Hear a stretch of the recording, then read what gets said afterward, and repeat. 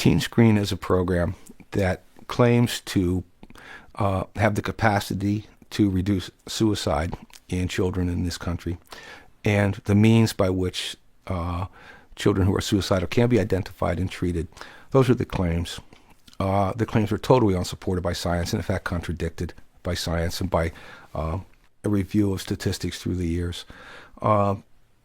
TeenScreen is peopled with administrators and workers with deep and long-standing ties to the pharmaceutical industry. Dr. Schaffer is responsible for the creation of the survey instruments used by TeenScreen. He is and has been consultant to many pharmaceutical companies and has been very active in groups such as the American College of Psicopharmacology and other front groups heavily supported by the pharmaceutical industry. I absolutely believe that the survey for TeenScreen was intentionally structured to flag as many children as possible as having a possible mental health problem.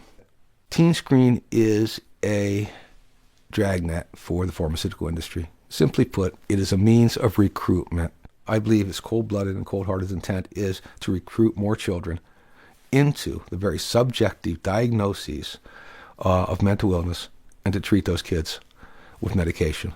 I mean, how can somebody diagnose a child who has been maybe dumped by his girlfriend, had shy in front of people, doesn't like to talk in front of large crowds?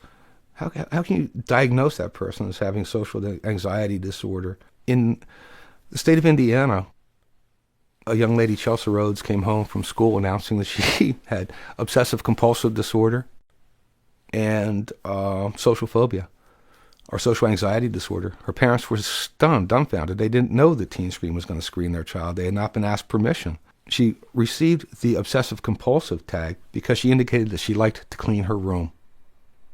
She received the flag for anxiety disorder because she said she would prefer to stay home and watch a movie than go out with her friends. She did not like to party a lot. And this is, again, registered in a lawsuit that is a public document because the Rutherford Institute took up her case and has sued the school district for administering this exam to their child, attempting to label their child with 2 bogus mental health conditions on the basis of very subjective questions to which she responded in a way that any normal child might respond. Given the state of affairs in this country and given the nature of the poor science involved in screening of children, and given the extent to which the pharmaceutical industry can gain from a false diagnosis, my advice to any parent, my advice to my children regarding their children, do not permit your child to be screened.